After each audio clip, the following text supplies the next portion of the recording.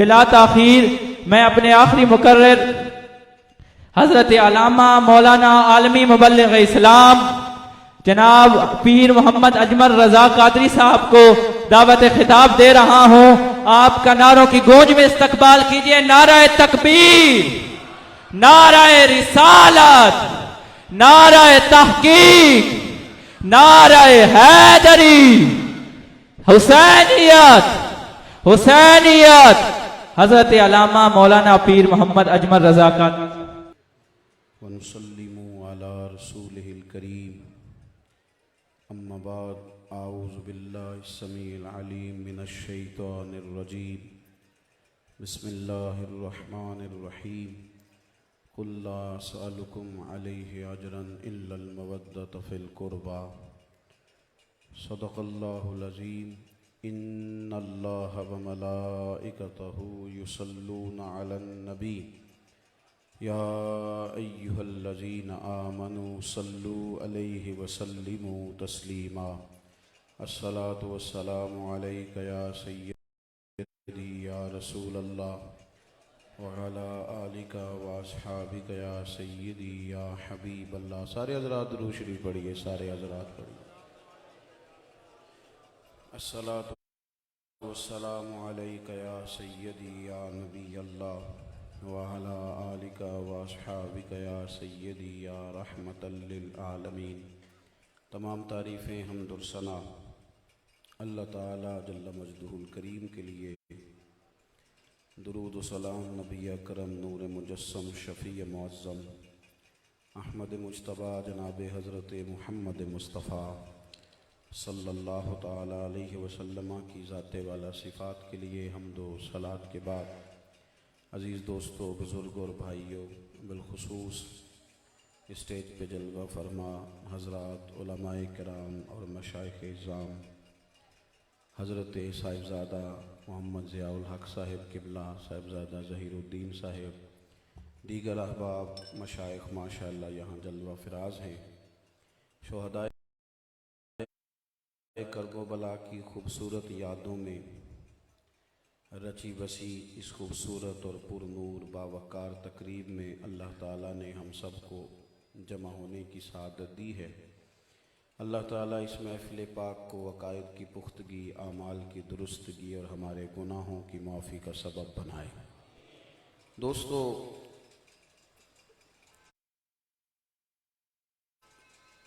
زندگی میں انسان صبح سے شام تک وقت گزارتا ہے، تلخیوں میں بھی وقت گزر ہی جاتا ہے، بدگمانیوں میں بھی گزر ہی جاتا ہے، بری سوچوں میں بھی گزر ہی جاتا ہے، لیکن وہ ٹائم اس کا تکلیف میں گزرتا ہے۔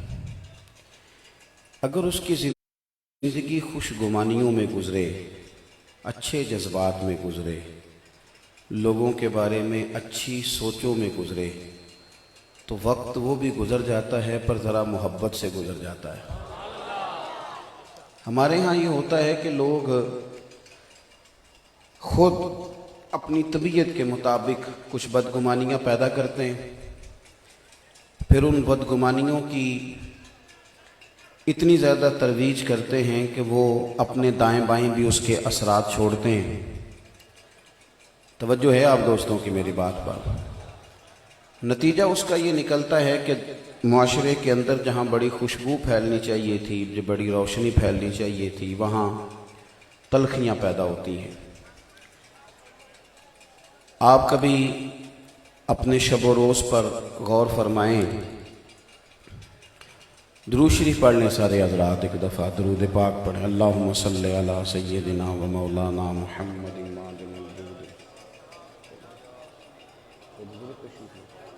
اچھا ٹھیک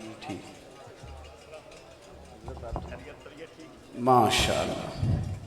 حضرت صاحبزادہ معظم الحق صاحب قبلہ بھی تشریف لے آئے۔ تو عزیز دوستو، تھوڑا سا اگر ہم غور فرمائیں، تھوڑی توجہ کریں، تو انسان کو نہ کچھ طبعی ضروریات ہوتی ہیں زندہ رہنے کے لیے، جس طرح کہ اسے 24 گھنٹوں میں کھانے کی بہت زیادہ ضرورت ہوتی ہے، اگر مسلسل اسے 24 گھنٹے کوئی چیز کھانے پینے کو نہ دی جائے تو انسان لڑکھڑا جاتا ہے۔ نیند اللہ تعالیٰ نے تبھی ضرورت رکھی ہے، اگر آپ کی نیند پوری نہیں ہوتی تو آپ محسوس کرتے ہیں کہ میری ذہنی کیفیات سلامت نہیں ہیں۔ جس طرح انسان کو کھانے کی ضرورت ہے زندہ رہنے کے لیے، سونے کی ضرورت ہے، سانس لینے کی ضرورت ہے، بڑی نہیں بالکل یاد کرتا ہے انسان ان لمحات کو جن لمحات میں اس کے پاس ظاہری دولت تو نہیں تھی لیکن محبت، پیار اور خلوص تھا۔ محبت بڑی، دیکھیں انسان کی جاب اس کے اپنے شہر میں ہو جائے، سیلری پیکج بڑا اچھا ہو، آنے جانے میں بھی آسانی ہو، الاؤنسز بھی ملتے ہوں، سارا کچھ ہو، لیکن اچانک جس جگہ وہ ملازمت کرتا ہے وہاں تلخی ہو جائے، عملے کے ساتھ، آفیسرز کے ساتھ حالات خراب ہو جائیں، تو ساری آسانیوں کے باوجود بندے کا نوکری پہ جانے کو دل نہیں کرتا۔ وہ کہتا میں نے نہیں جاب کرنی، ریزائن کر رہا ہوں، ٹرانسفر لے رہا ہوں، مجھے یہاں نہیں رہنا۔ کیوں؟ ہر شے ہے پر محبت، آپ سمجھ لیں بات کو، محبت اتنی ضروری ہے کہ دین اسلام نے حضور کی محبت کو ہی ایمان قرار دے دیا ہے۔ اللہ رسول سے اگر بندے کا رشتہ محبت کرنا ہو تو آپ یقین کریں دین کے بہت سارے کام بوجھ بن جاتے ہیں، اللہ ماشاءاللہ۔ معاذ اللہ بہت سارے لوگ ایسے ہیں جو وہ ترجیحی بنیادوں پر دین کا کام نہیں کر پاتے، اس لیے کہ ذمہ داری کو بوجھ سمجھنا اور ہے اور ذمہ داری سے پیار کر لینا اور ہے، ان دونوں چیزوں میں فرق ہے۔ جب آپ کا لہجہ پیار والا ہوتا ہے، آپ کو محبت ہوتی ہے، والذین آمنوا اشد حبا للہ، رب فرماتا ہے جو لوگ ایمان لے آئے وہ تو اپنے رب سے شدید محبت کرتے ہیں، انہیں پیار ہو جاتا ہے مالک سے، یہ جو ساری رات لوگ نماز پڑھتے تھے نا، انہیں محبت ہو گئی تھی رب تعالیٰ سے۔ پیار ہو جاتا ہے نا کسی سے تو ٹائم کا پتہ ہی نہیں چلتا، اور اگر کسی شخص کے ساتھ انسان کی طبیعت میچ نہ ہوتی ہو تو 20 منٹ نہیں بندہ اس کے پاس بیٹھ سکتا۔ ان لوگوں کو محبت ہو گئی تھی تو والذین یبیتون لربہم سجدا وقیاما، اب لمبے سجدے، لمبے قیام ہوتے۔ اپنی زندگی میں مزاج اگر محبت والا مل جائے، اللہ سے بھی محبت، اور نبی پاک علیہ السلام نے تو اس بات کو پورا کھول کے بیان کیا، فرمایا جب تک ہر چیز سے بڑھ کر مجھ سے پیار نہیں کرو گے تمہارا ایمان ہی مکمل نہیں ہوگا۔ محبت جو ہوتی ہے نا وہ جملوں اور لفظوں میں قید بھی نہیں کی جا سکتی، محبت جذبات میں ہوتی ہے۔ ادب جس کو ہم لفظ ادب کہتے ہیں نا، اس کی بھی عملی صورتیں نہیں ہوتی۔ بہت سارے لوگ بڑی شفقت سے آپ کے سامنے جھک رہے ہوتے ہیں لیکن باہر جا کے وہ یہ بھی کہہ رہے ہوتے ہیں کہ دیکھا میں نے کس طرح کام نکالا اپنا۔ اس کی کوئی صورتیں بنانا ضروری نہیں ہوتا، ادب تو آپ کے دل میں ہے کہ آپ کسی کا اکرام کتنا زیادہ کرتے ہیں۔ ایک بزرگ ایک دفعہ ایک جگہ پہ فرمانے لگے کہ بہت سارے لوگ آتے ہیں، دست بوسی کرتے ہیں، محبت کرتے ہیں، تو مجھ سے لوگوں نے شکوہ کیا کہ فلاں آدمی سے آپ فلاں مرید سے پیار بھی زیادہ کرتے ہیں، لیکن ہم نے کبھی دیکھا نہیں کہ وہ آپ کے سامنے جھکتا ہو یا دست بوسی کرتا ہو۔ کہتے ہیں لوگوں میں شکوہ تھا تو میں نے ایک دن سب کے بیچ ہی پوچھ لیا، میں نے اسے کہا صاحب تم نے کبھی ہاتھ نہیں چومے؟ تو وہ رو پڑا، کہنے لگا حضور منہ اس قابل نہیں۔ فرمانے لگے اب اس ادب کو کیا صورت دیں گے، اس کی عملی کیفیت کیا ہوگی؟ لوگ سمجھتے ہیں شاید اس کی کوئی خاص صورتیں ہوتی ہیں تو تبھی یہ ظاہر ہوتا ہے۔ بہت سارے لوگ ایسے ہوتے ہیں جو تو ویسے ہی سمٹ کے رہتے ہیں، ان کے انداز کے اندر، ان کے لہجے کے اندر پیار ہوتا ہے۔ تو زندگی میں انداز، ہمارے ہاں بہت سارے لوگ ایسے ہیں جو بلا وجہ تلخ رہتے ہیں، بدگمانیاں پیدا کرتے ہیں، فلانا محکمہ۔ آپ کسی بھی شعبے کے بارے میں لوگوں سے سوال کر کے پوچھیں پولیس والے کیسے ہوتے ہیں؟ ٹھیک ہوتے ہیں؟ بابڈا والے، ریلوے والے، چلے میں نے مولویوں پیروں کا سوال ویسے ہی نہیں کرنا آپ سے، وہ میں نے چھیڑنا ہی نہیں۔ تو آپ غور کر سکتے ہیں کہ ہمارا رویہ کیا ہے، اور یہی انداز ہمارا، ایک تو یہ ہے کہ محکمے کے بارے میں، ایک ہمارا انداز ہے پورے علاقوں کے بارے میں، تو فلانے ضلع کا ہے، تو فلانے شہر کا ہے، تو فلانے علاقے کا، یہ سب بدگمانیاں ہیں، ان کا حقیقتوں سے کوئی تعلق نہیں۔ کسی کی برادری کا نام لے کے، قبیلے کا نام، صرف یہ ہے کہ لہجوں میں تلخی پیدا کر لی ہے۔ دو چار پانچ باتیں سوچ کے ہم اپنے آپ کو بدگمان کر لیتے ہیں، اور میرے بھائی لوگ اس طرح کے نہیں ہوتے جس طرح کے ہمیں بتائے جاتے ہیں۔ یاد رکھنا، کوئی چھوٹا اس وقت نظر آتا ہے جب اسے دور سے دیکھا جائے یا غرور سے دیکھا جائے۔ ذرا بندہ قریب ہو کے دیکھے نا، احترام سے دیکھے تو یہ میرے نبی پاک کی امت ہے۔ اور اللہ کے محبوب علیہ السلام نے فرمایا، ترمذی میں موجود ہے، فرمایا میری امت کبھی گمراہی پر جمع نہیں ہوگی۔ یہ کیسے سوچ لیا کہ سارے لوگ ہی برے ہو گئے، اچھا بچا ہی کوئی نہیں؟ جب تک آپ اپنی طبیعت میں، اپنے مزاج میں تھوڑا دل کو بڑا نہیں کرتے، تب تک آپ کے اندر محبت کے جذبات پیدا نہیں ہوتے۔ اور یہ جو عنوان آج، جس پر آج ہم بات کر رہے ہیں، جو دن آج ہم منا رہے ہیں، یاد رکھنا یہ تو اتنی بڑی بات کر دی، قرآن پاک نے اتنی بڑی بات کر دی کہ صرف امت قرآن مجید کی اس آیت کے ترجمے کو کبھی سمجھ جاتی تو شاید حسنین کریمین کا نام آتا تو نظریں ہمیشہ خود بخود جھک جاتی، سیدہ پاک کا نام آتا، والا حضرت فاضل بریلوی رحمۃ اللہ علیہ کے چھوٹے صاحبزادے حضور مفتی اعظم مولانا مصطفیٰ رضا خان صاحب، تو 1 کروڑ کے لگ بھگ لوگ ان سے بیعت تھے۔ ہندوستان کا سب سے بڑا مفتی انہیں جانا جاتا تھا۔ تو ان کے کسی مرید نے کسی کے سامنے تعریف کر دی کہ میرے شیخ سب سے بڑے ہیں، تو اس نے بھی فوراً تنقید کی، کہنے لگا تمہارا طریقہ ہے، امام کو امام اعظم، مفتی کو مفتی اعظم، تم بڑھا چڑھا کے بات کرتے ہو۔ میرے سوال کا جب جواب دیں گے جب ہی پتہ چلے گا نا۔ وہ حضرت کا مرید ساتھ لے آیا، بیٹھک میں بیٹھے تھے، اس نے آتے ہی سوال کیا، کہنے لگا جی آپ مفتی اعظم ہیں، میرا ایک سوال ہے، حضور نبی رحمت علیہ السلام کی شہزادیوں کے نام تو بتائیں۔ حضرت مفتی اعظم بیٹھک میں بیٹھے تھے، جو دروازہ گھر کی طرف کھلتا تھا اٹھے اور اندر تشریف لے گئے۔ اس نے فوراً تنقید کی، کہنے لگا تم تو کہتے تھے مفتی اعظم ہیں، انہیں تو 4 بیٹیوں کے نام نہیں آتے، کتاب دیکھنے چلے گئے۔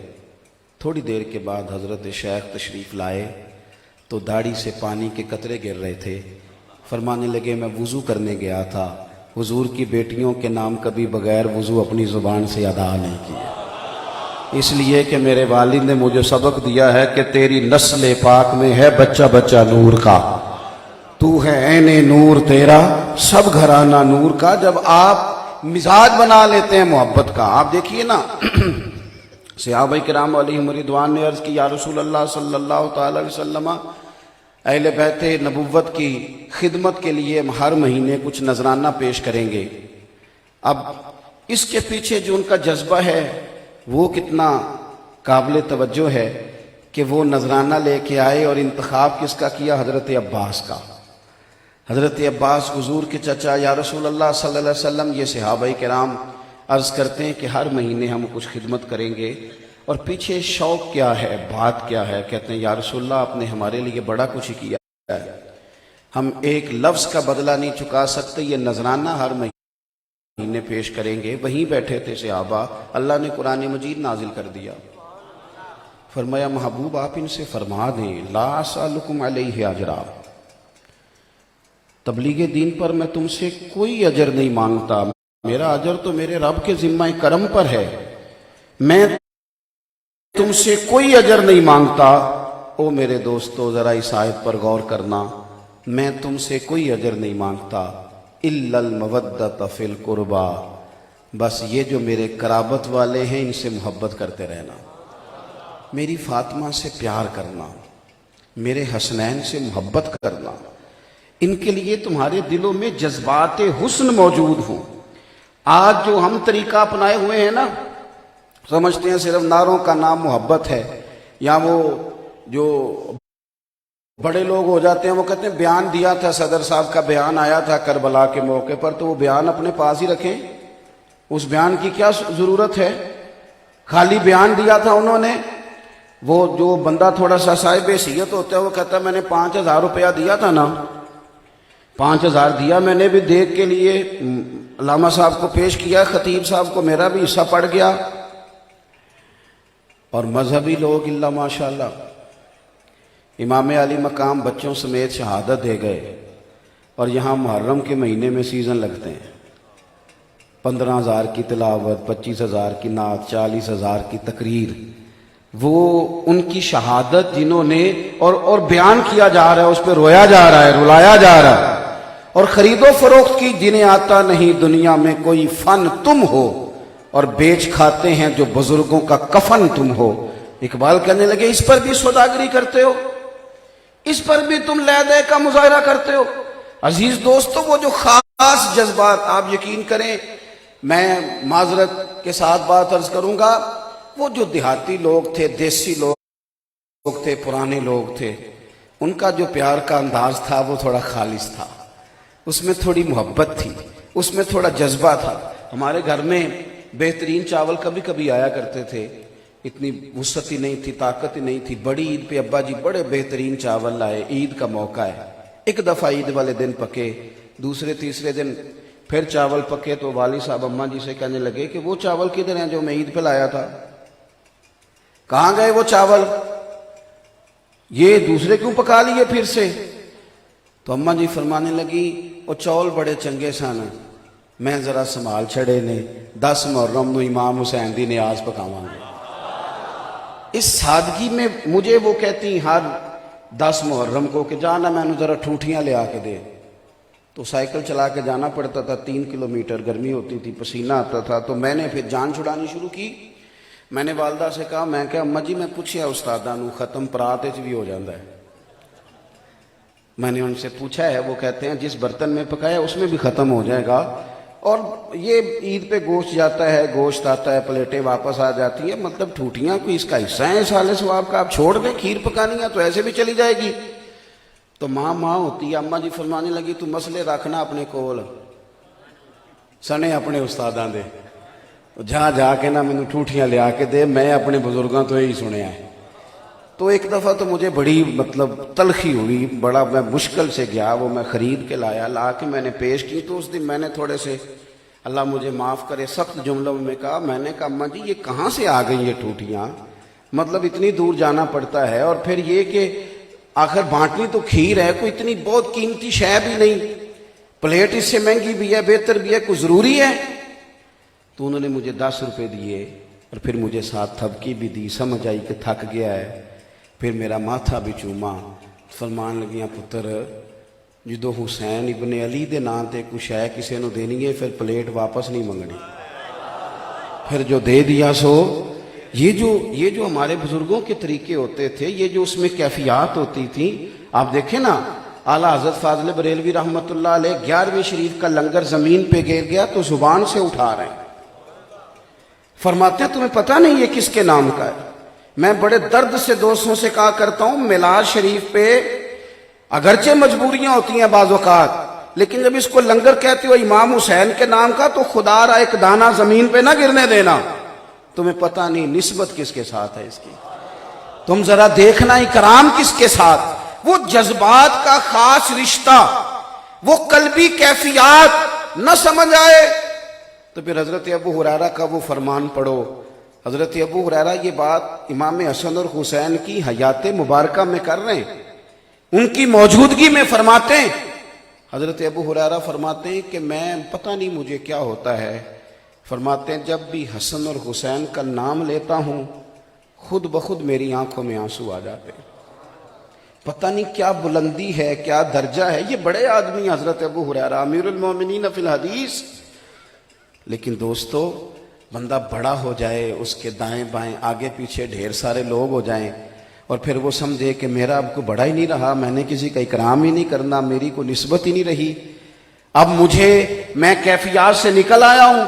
حضرت امام حسین رضی اللہ تعالیٰ عنہ کے مقدس پیروں کو مٹی لگ گئی، حضرت سیدنا ابو ہریرہ نے اپنے سر سے پگڑی کو کھولا، اور جا کے دوڑ کے جب وہ امام حسین کے پیر صاف کرنے لگے تو امام علی مقام نے قدم پیچھے کیے، اور پیچھے کر کے کہنے لگے حضور آپ کیا کر رہے ہیں، آپ بزرگ ہیں میں جوان ہوں۔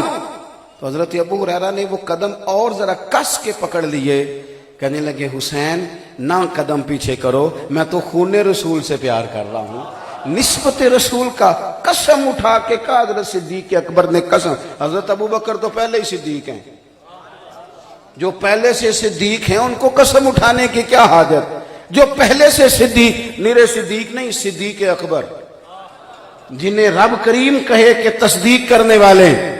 حضرت ابو بکر صدیق قسم اٹھا کے کہتے ہیں، قسم اٹھا کے میں کہتا ہوں وہ ذوق بہت اہتمام ہوتا ہے 9-10 محرم کو، لیکن ہمارے احساسات میں جو باتیں ہونی چاہیے، ہمارے جذبات میں جو رنگ ہونا چاہیے، ہمارے اندر ہماری کیفیات جو تبدیل ہونی چاہیے، ان میں دن بدن پوسٹوں کا رنگ آ رہا ہے، سوشل میڈیا کا رنگ آ رہا ہے، تصویروں کا رنگ آ رہا ہے، اس میں کوئی اور جلوے اب دکھائی دینے لگے ہیں۔ قسم اٹھا کے کہا حضرت ابو بکر صدیق نے، میں نے کہا ضرورت نہیں، وہ تو پہلے ہی صدیق ہیں، پر قسم اٹھا کے کہنے لگے لوگوں مجھے اللہ کی عزت کی قسم، مجھے اپنے ہر رشتے سے زیادہ مدینے والے محبوب کے رشتے عزیز ہیں، اپنے ہر رشتے سے زیادہ حضور کا رشتہ محبوب ہے۔ حضرت صدیق اکبر کی بڑی خواہش تھی کہ میرے والد بھی مسلمان ہو جائیں، فتح مکہ پہ اللہ نے توفیق دی، وہ مسلمان ہو گئے۔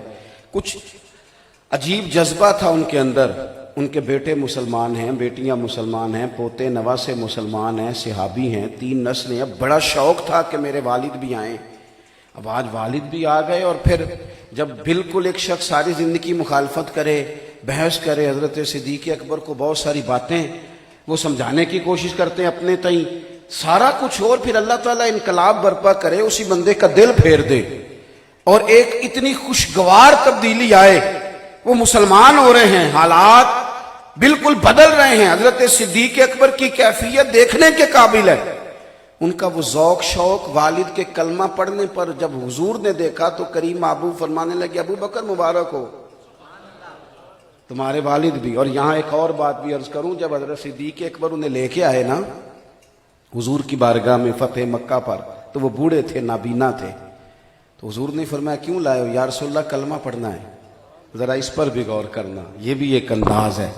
تو محبوب فرمانے لگے یہ بوڑھے بھی تھے، بیمار بھی تھے، اگر ان کا ارادہ بن گیا تھا تو مجھے بتاتے، میں گھر آ کے کلمہ پڑھا دیتا۔ کچھ چیزیں اور بھی ہیں، کچھ انداز اور بھی ہیں۔ اللہ کے محبوب نے فرمایا، یہ بخاری مسلم میں ہے، فرمایا جس نے سفید داڑھی والے مومن کی عزت کی، سمجھے میں نے اپنے رب کا اکرام کیا ہے۔ کچھ چیزیں اور بھی ہیں جو ہمارے لیے قابل توجہ ہیں۔ تو حضرت صدیق اکبر کو حضور نے مبارک دی، فرمایا ابو بکر بڑی مبارک ہو، ہمارے والد مسلمان ہو گئے۔ تو یہ اس وقت ان کی کیفیت تھی، جذبات تھے، وہ رو پڑے، رو کے کہنے لگے یا رسول اللہ میں آج بڑا ہی خوش ہوں۔ پھر حضور کا ہاتھ تھام کے چوم کے عرض کرنے لگے یا رسول اللہ اگر آپ کے چچاؤں میں سے کوئی کلمہ پڑھ لیتا تو میں اس سے بھی زیادہ خوش ہوتا، میں اور زیادہ راضی ہوتا، اس لیے کہ ان کے آنے سے آپ کو خوشی ہونا تھی۔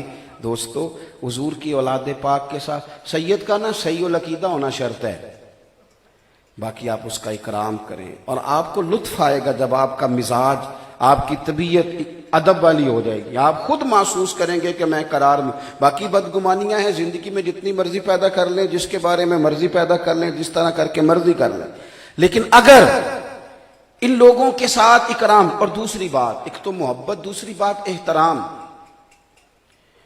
احترام دینے سے نا انسان محسوس ہوتا ہے کہ یہ بندہ صاحب عزت ہے جو کسی کی عزت کر رہا ہے۔ علامہ اسماعیل حقی رحمۃ اللہ نے لکھا ہے، حضور کی بارگاہ میں لوگ بیٹھے تھے تو جگہ بظاہر کچھ گنجائش کم رکھتی تھی، رش زیادہ ہو گیا، حضرت صدیق اکبر بالکل حضور کے پہلو میں بیٹھے ہیں، بالکل قریب، وہ آج بھی حضور کے پہلو مبارک میں ہی ہیں، بالکل قریب بیٹھے تھے۔ اچانک مولا علی شیر خدا آ گئے، سب صحابہ اٹھنا چاہ رہے تھے، اٹھنے کو تیار تھے، جگہ بنانا چاہ رہے تھے، لیکن جیسے ہی مولا علی آئے سب سے پہلے حضرت صدیق اکبر اٹھے، ان کا بازو تھاما، لا کے حضور کے قریب بٹھایا، اور کوئی تبصرہ نہیں، کسی شخص نے کوئی بات نہیں کی، کیونکہ وہ حضور کی بارگاہ ہے، صحابہ یوں بیٹھتے تھے جیسے سروں پہ پرندے بیٹھے، کسی نے کوئی کلام نہیں کیا، کوئی تبصرہ نہیں کیا، لیکن اللہ کے محبوب خود ہی بولے۔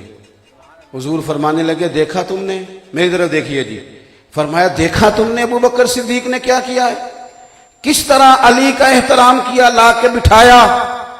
پھر حضور فرمانے لگے عزت والا ہی کسی کو عزت دیا کرتا ہے، جو صاحب اکرام لوگ ہوتے ہیں وہی کسی کا احترام کرتے ہیں۔ تو اپنے گھر کے اندر بیٹھ کے جب ہم اہل بیت نبوت کا تذکرہ کریں گے، باوضو ہو کے، سلیقے کے ساتھ، اب کچھ اصال ثواب کے لیے کچھ نیاز ہمارے سامنے پڑی ہوگی، ہمارے بچے ہم سے سوال کریں گے، دیکھیں ہم نے کتنا کچھ شروع کر لیا، چند سالوں میں سالگرہ اس طرح عام ہوئی ہے کہ ضروری حصہ بن گئی ہے، اور ایک ایک بندے کی 2 سالگرہیں، ایک اپنی شادی کی، ڈبل سالگرہ ہو رہی ہے، اور پورا اس کا اہتمام ہوتا ہے، اس پر احتجاج ہو جاتا ہے اگر آپ یہ کام نہ کریں۔ کس طرح یہ ہمارے ہاں چیزیں آئی ہیں اور پوری طرح ہمارے کلچر اور سوسائٹی کا حصہ بن گئی ہیں۔ ہمارا کلچر تو صحابہ اور اہل بیت کا پیار تھا، اولیاء اللہ کی محبت تھی، رسول پاک علیہ الصلوۃ والسلام کی نسبت ہمارا کلچر تھا۔ تو ایک تو تیزی سے نوجوان ادھر نکل گئے، اور پھر لطف کی بات یہ ہے کبھی کو بندہ فتویٰ پوچھنے نہیں آیا کہ مولانا وہ بچے کہہ رہے ہیں سالگرہ کرنی ہے تو کر لیں، نہ کبھی کسی نے یہ پوچھا ہے کہ کیک کی بھی کوئی اصل موجود ہے کہ نہیں، نہ کسی نے یہ پوچھا ہے کہ دیگر جو لوازمات ہوں گے وہ بھی کہیں سے آئے ہیں کہ نہیں، حالانکہ کوئی ایک چیز بھی اس میں سے قضا ہوتی ساری پوری کی جاتی۔ دوستو کبھی بھی اپنی روایات کو ضائع نہ کرے، اپنی نسبتوں کا، اپنے تعلقات کا، اپنے معاملات کا پورا احترام کرے۔ دوسری بات، ہمارے نا جیسے میں نے شروع میں کہا زیادہ پریشانیاں گھروں کے اندر ہیں۔ ڈھیر سارے لوگ تھے، بڑے بڑے لوگ تھے، لیکن وہ گھروں کے اندر سے ٹوٹ گئے تو بیچارے باہر بھی کچھ نہیں کر سکے۔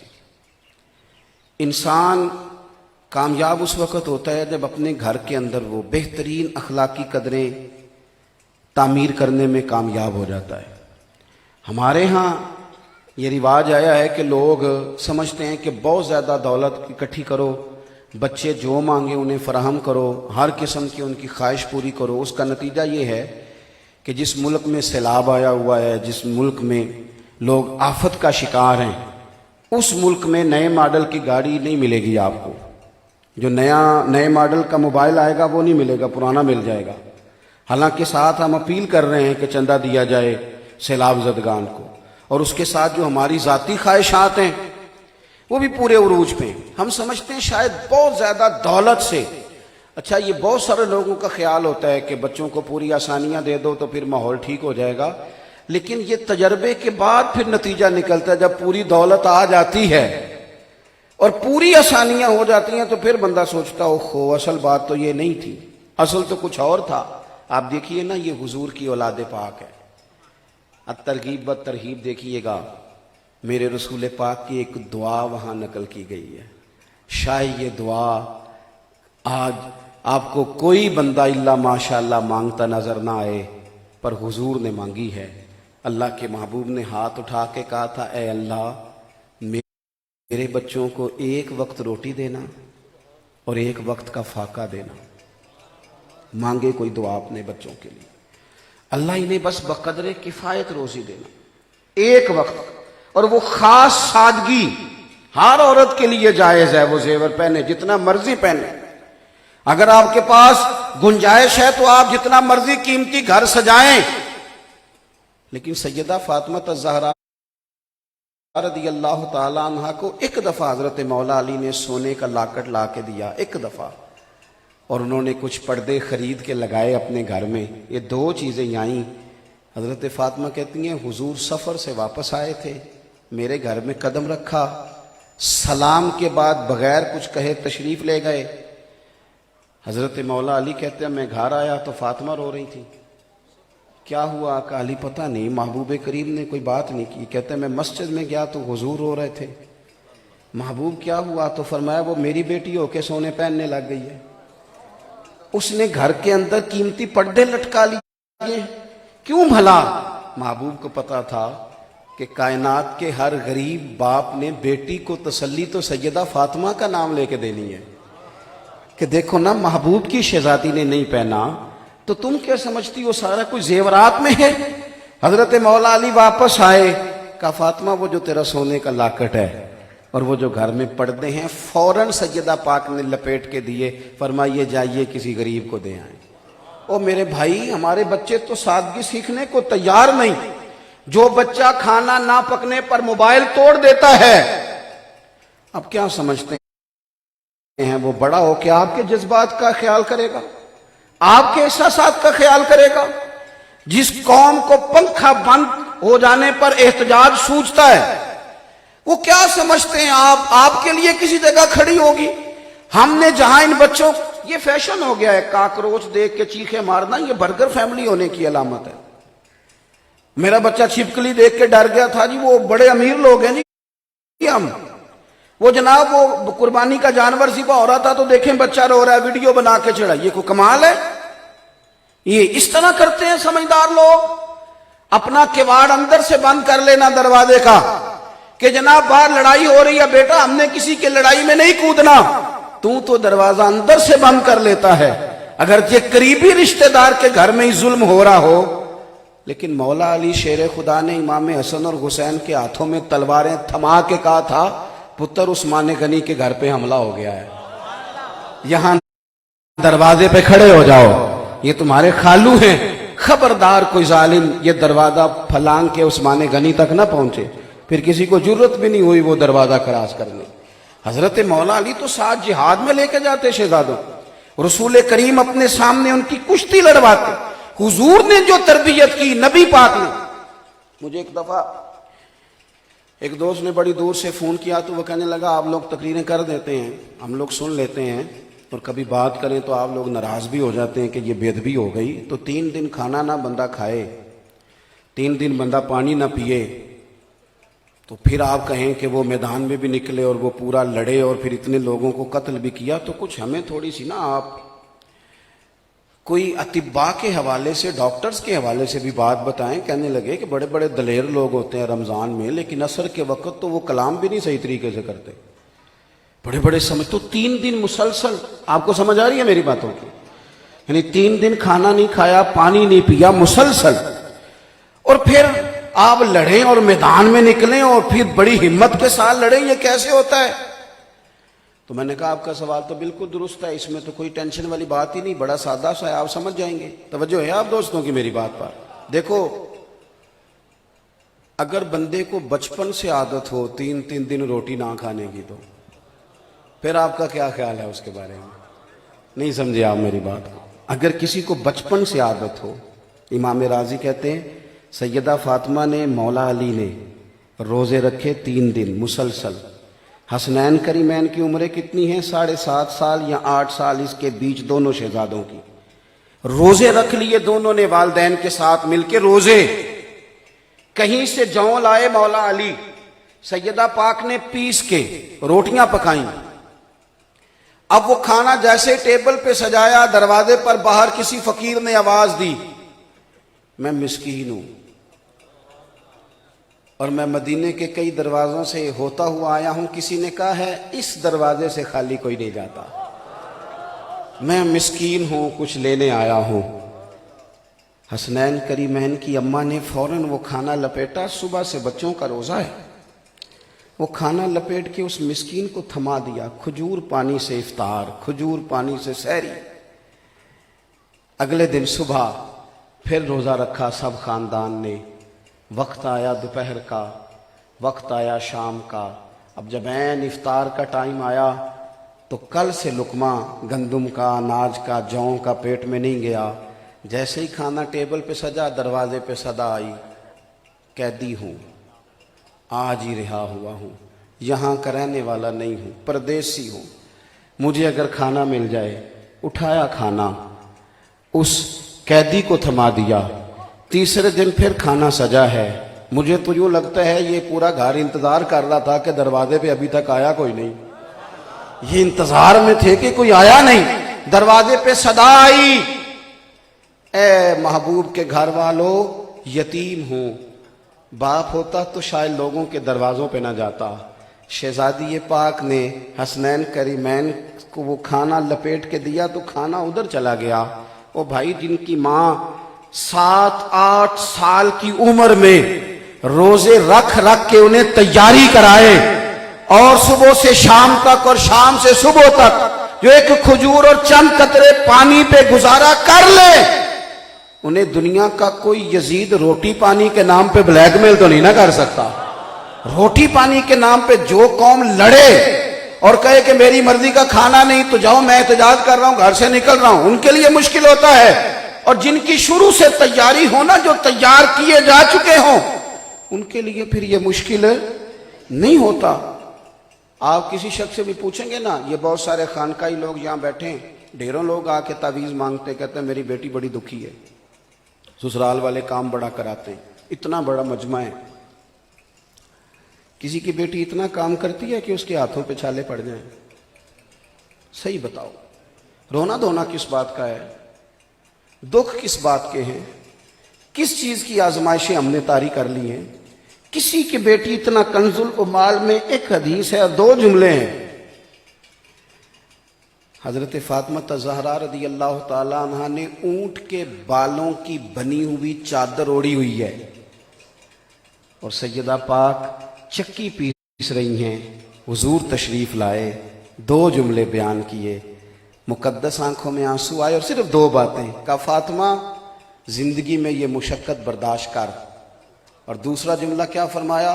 फरमाया क़यामत की सारी इज्जत अल्लाह मेरी बेटी को ही अता फरमाएगा, ये बर्दाश्त कर। आपको मिलेगा ना बुखारी में, सैयदा पाक ने आके हजरत मौला अली के इरशाद पे कहा था, हुजूर गुलाम मिल जाए तो घर में काम काज में हाथ बटाएगा। तो क्या कहा हुजूर ने? आज बेटी बाप के पास आए और अब्बा जी उसे वजीफा बताएं तो दामाद साहब का क्या ख्याल होता है? घर में हालात किस तरह के होते हैं?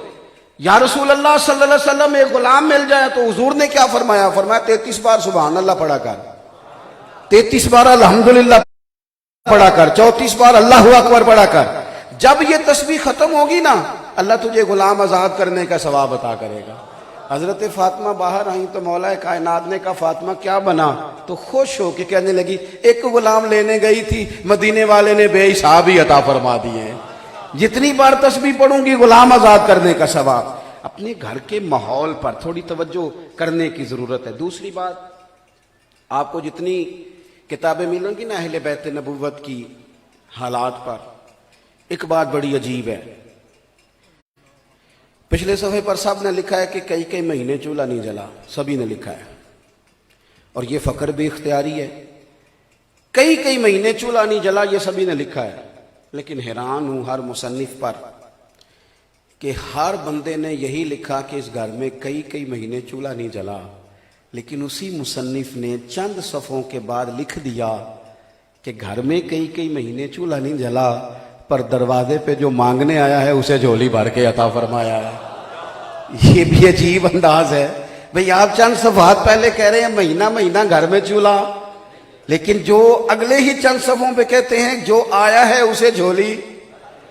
इमाम हुसैन के पास साइल आ गया।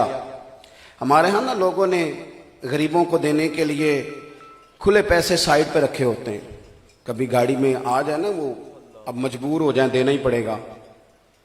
वैसे तो अब बहुत सारे टूल प्लाजों पर उन्होंने लिख दिया है कि 2 ही ना, ये सारे प्रोफेशनल है, इनको देने की ज़रूरत नहीं। तो ये तो आपने लिख दिया महकमे वालों ने, तो इनसे पूछते क्यों नहीं, ये मांगते क्यों हैं? ये हुकूमत की जिम्मेदारी नहीं। दर्जनों बीसियों लोग एक गाड़ी के पीछे होते हैं, ये किसने इनसे पूछना है कि दाद रसी किसने करनी है? मैं एक दफ़ा झोंपड़ियों वालों से मिलने चला गया, वो हमारे करीब थोड़े से फासले पर उन्होंने झोंपड़ियाँ लगा ली। तो मैं चला गया तो मुझे कहने लगे, पीर साहब कैमरा क्यों नहीं ले आए नाल, कल्ले टूर आए हो? मैंने कहा यार मैं तो वैसे ही कहा कि आप आए हैं, कई दिनों से मैं गुजरता। तो कहने लगे आंधियाँ आती हैं, तूफान आते हैं, कभी किसी ने हमसे आके पूछा है तुम किस हाल में हो? झोंपड़ियों में हर एक सख्ती छोटे होते मिल जाती है, इसीलिए तो वक्त से पहले तिफल सियाने हो जाते। कभी नहीं पूछा हमने, और वाकई कभी नहीं पूछा। वो कहने लगे इसमें कोई शक नहीं कि हमारे बीच में से बच्चे जराइम पेशा भी होते हैं, लेकिन तंग आमद बजंग आमद, जब आप हालात का रुख सही तौर पे नहीं मोड़ेंगे तो गलत जगह मुड़ जाएगा। आमदाम बरसरे मतलब, तो हम क्या करते हैं कि वो हमने पैसे रखे होते हैं, वो 10 रुपए फकीर को देते हैं, जब हमारा बच्चा भी नहीं लेता, वो कहता है इसकी तो चॉकलेट भी नहीं आती, ये कैसे ले लें? वो हमने अलहदा किए होते हैं, वो देने हैं फकीरों को। इमाम हुसैन के पास भी साइल आया, बस मैं बात समेटने लगा हूं। साइल आया, उसने आके कुछ मांगा, उसे पता था 1-2 दिनार मुझे मिलेंगे, हर जगह से ऐसे ही मिलते हैं, पर समझ नहीं थी ना दरवाज़ा कौन सा है। उसने वो तलब करता था मुख्तलिफ लोगों से, यहाँ भी आ गया। अब यहाँ कमाल देखें, जो बात मैंने अर्ज़ की उस पर गौर करें। जब उसने कुछ मांगा तो इमाम फरमाने लगे, यार لطف کی بات یہ ہے کہ میرے پاس ظاہری طور پر 1 دینار بھی نہیں تجھے دینے کو، تو ذرا بیٹھ جا، امید ہے اللہ کو بندوبست کرے گا۔ وہ شخص کہتا میں بیٹھا رہا، اور بیٹھا رہا تو مجھے کچھ گھنٹے بیٹھنا پڑا۔ کچھ گھنٹوں کے بعد 5 تھیلیاں اشرفیوں کی بھری ہوئی آئیں، ہر تھیلی میں 1,000 اشرفی۔ میرا یہ خیال تھا کہ 1-2 مجھے مل جائے گی، میرا کام چل جائے گا، لیکن کہتے ہیں میں نے بھی اس طرح کے نور بھرے لوگ پہلی دفعہ دیکھے۔ امام علی مقام نے 5 اٹھائیں، تھوڑی دیر پہلے مجھے پتا چلا ہے کہ اندر ظاہراً ایک بھی موجود نہیں۔ وہ 5 اٹھائیں تھیلیاں، 5,000 اشرفیاں، اور مجھے تھما کے کہتے کیا ہیں فاطمہ کے جگر پارے، کہنے لگے معاف کرنا تمہیں انتظار کرنے میں دشواری ہوئی، تمہیں دقت کا سامنا کرنا پڑا، یہی ہے ذوق عبادت کی انتہا ساغر۔ او غم حیات کے ماروں کا احترام کرو، غم حیات کے ماروں کا احترام کرو۔ آپ یقین کریں وہ والا لنگر درویشوں کے لیے، وہ والا لنگر طالب علموں کے لیے جب کوئی سنجیدہ آدمی نہیں کھاتا، کوئی سنجیدہ آدمی۔ کبھی کبھی تو ایسے غصہ، میں نکل رہا تھا کسی پروگرام کے لیے تو مدرسے کے دروازے پہ ایک صاحب کھڑے تھے، گاڑی سے نکلے، موبائل اور چابیاں ہاتھ میں، مجھے کہنے پیر صاحب کدھر چلے ہو؟ میں نے کہا آپ کام بتائیں۔ کہنے لگے وہ ساڑی شادی سی تو او 1-2 دیگاں ود گئی نے تو کو منڈا کلو لے ہوئے طالب علماں لئی۔ میں نے اسے کہا تو کیا سمجھتا ہے یہاں روٹی نہیں پکتی؟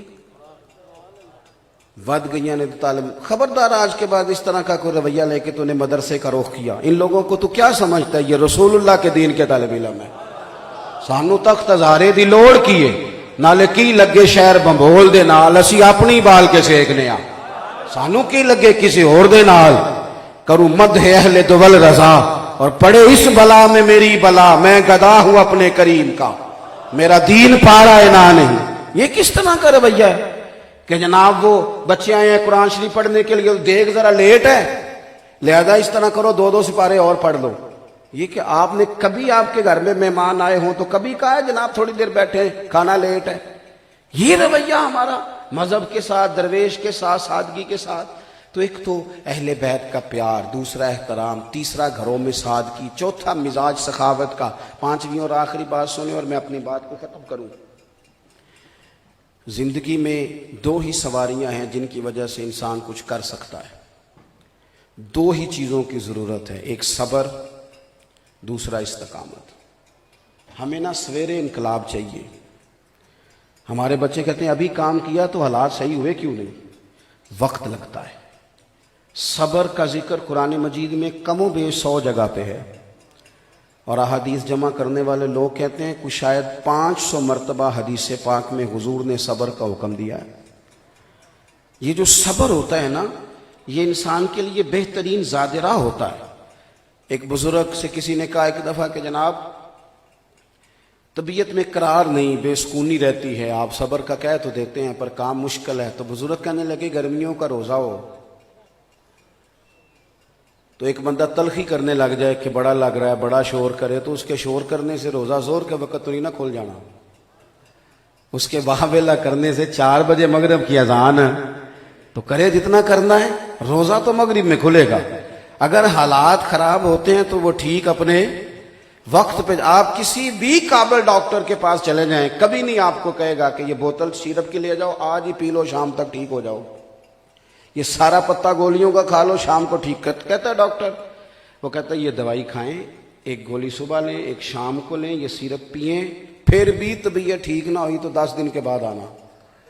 وہ آپ کو گنجائش، ہمیں بڑی جلدی ہے بھائی، نظریے کا سچا ہونا ضروری ہے، آپ کے ضمیر کا مطمئن ہونا ضروری ہے، سویرے انقلاب آنا ضروری نہیں۔ کربلا کے میدان میں تلواروں کا تلواروں سے مقابلہ ہی نہیں، نیزوں کا نیزوں سے مقابلہ ہی نہیں، تیروں کا تیروں سے مقابلہ ہی نہیں۔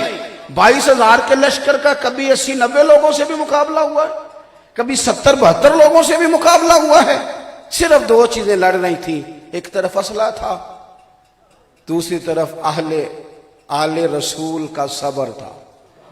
لیکن آپ دیکھ لو تلواریں اور صبر آپس میں ٹکرائے، تلواریں ہار گئیں، حسین کا صبر جیت گیا، صبر جیت گیا، استقامت جیت گئی۔ ان خیموں میں 3 دن تک پانی اور کھانا نہیں آیا، پر قرآن پاک کی تلاوت 1 منٹ کے لیے بھی بند نہیں ہوئی۔ اذان کی آواز پوری طرح گونجی، امامت امام حسین نے ہر نماز کی کرائی، کسی جگہ بھی وہ کمزور دکھائی نہیں دیتے۔ وہ جب بھی بیٹھے لڑنے کے لیے میدان میں تو امامہ باندھ کے بیٹھے، تلوار اپنے گلے میں ڈال کے بیٹھے، پوری ہمت سے جگہ جگہ رونا، اپنے آپ کو کمزور کر لینا، جگہ جگہ دکھڑے بیان کرنا، یہ کمزور لوگوں کا طریقہ ہے۔ انسان جب مضبوط ہوتا ہے، طاقتور ہوتا ہے، تو اپنے دکھڑے یا رب کی بارگاہ میں بیان کرتا ہے یا رسول کریم کی بارگاہ میں بیان کرتا ہے۔ آپ کمزور ہو جائیں گے، زندگی میں تھوڑا حوصلہ ہو سکتا ہے۔ حالات ایسے بھی آئیں کہ جناب یوسف کو جیل جانا پڑے، ہو سکتا ہے حالات ایسے بھی آئیں، لیکن اگر رب پر توکل مضبوط ہو نا تو جس ملک کے وہ قیدی تھے رب نے اسی ملک کا انہیں حکمران بنا دیا۔ شرط یہ ہے کہ تھوڑا حوصلہ، تھوڑا صبر، تھوڑا سفر کرنے میں انسان کا عزم۔ اور اگر آپ کہتے ہیں کہ کوئی روڑا نہ آئے، کوئی ٹینشن نہ آئے، میں یہ سکھر سے موٹر وے پہ چڑھا، سندھ کے سفر پہ تھا، تو میں نے اپنے دوست سے کہا کہ لو یار اب آسانی ہو گئی، لاہور تک موٹر وے ہے۔ تو کئی دفعہ بندہ شاگردوں سے، مریدوں سے بھی تو سبق سیکھتا ہے نا، اگر اس کا سیکھنے کا مزاج ہو۔ تو مجھے اس نے بڑا سبق دیا، کہنے لگا حضرت صاحب اے مشکل جے، کیونکہ اس روڈ پہ نیند آنی شروع ہو جاتی ہے۔ وہ جس پہ کچھ سپیڈ بریکر ہو، کچھ چنگجی آ جائے، کوئی رکشہ آ جائے، تو بندہ ذرا جاگتا رہتا ہے، یہ مشکل ہے۔ تو مجھے ان بات کی سمجھ آئی، میں نے کہا تو ٹھیک کہتا ہے۔ جو لوگ کہتے ہیں نا کوئی ٹینشن نہ آئے، وہ سونا چاہتے ہیں، وہ کچھ کرنا نہیں چاہتے، وہ آرام کرنا چاہتے ہیں۔ اور جو کہتے ہیں ٹینشنیں تو آتی رہتی ہیں، وقت کے ساتھ ساتھ حالات تبدیل ہوتے رہتے ہیں، بڑی ساری چیزیں دیکھنی پڑتی ہیں، تو پھر آئیں گے بہت سارے روڑے گزرتے جائیں گے۔ میرے دادا جی کہا کرتے تھے گھوڑا کبھی دوڑتا رہے نا تو اس کے پیروں کے ساتھ کانٹے دار جھاڑیاں 2-4 منٹ کے لیے چمٹتی ہیں، لیکن اگر دوڑتا رہے تو اتر بھی جاتی ہیں۔ اگر کھڑا ہو جائے تو درد بھی زیادہ محسوس کرتا ہے اور حالات بھی اس کے قابو میں نہیں رہتے۔ صبر، حوصلہ، جہد، سفر مسلسل رہے، لیکن صبر کے ساتھ، حوصلے کے ساتھ کام کیا جائے۔ امام حسین شہید ہو گئے تھے، پر یزید تو 4 سال حکومت پھر بھی کر گیا تھا۔ وہ تو 4 سال رہا، سویرے انقلاب نہیں آیا، لیکن آج حال یہ ہے کہ یزید کا نام گالی بن گیا ہے۔ آج حال یہ ہے کہ جو اس کے طرفدار ہیں وہ بھی کھل کے نام لینے کی پوزیشن میں نہیں ہے۔ آج یہ حالت ہو گئی ہے کہ چھپتے پھرتے، جن کے دلوں میں کئی معاذ اللہ گنجائش بھی ہے، وقت لگتا ہے چیزوں کو، اور انسان کو بیدار تو ہو لینے دو۔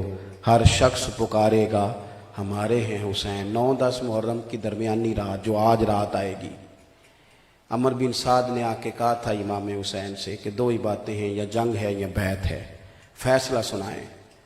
تو امام علی مقام فرمانے لگے 1 رات کی مہلت درکار ہے۔ اس نے کہا ٹھیک ہے، صبح آ جاؤں گا۔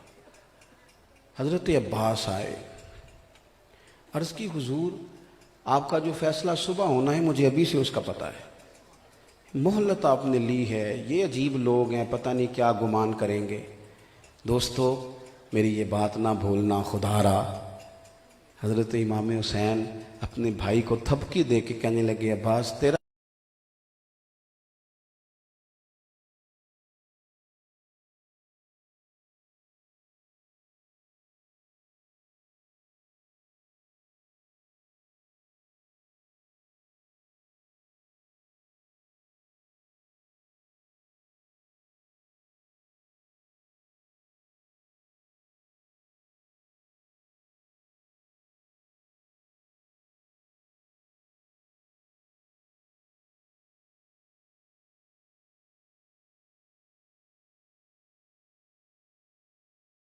یہ کم از کم اتنا تو ہو کہ امام علی مقام کا یہ والا طریقہ 9-10 محرم کی درمیانی رات اللہ اللہ کرنے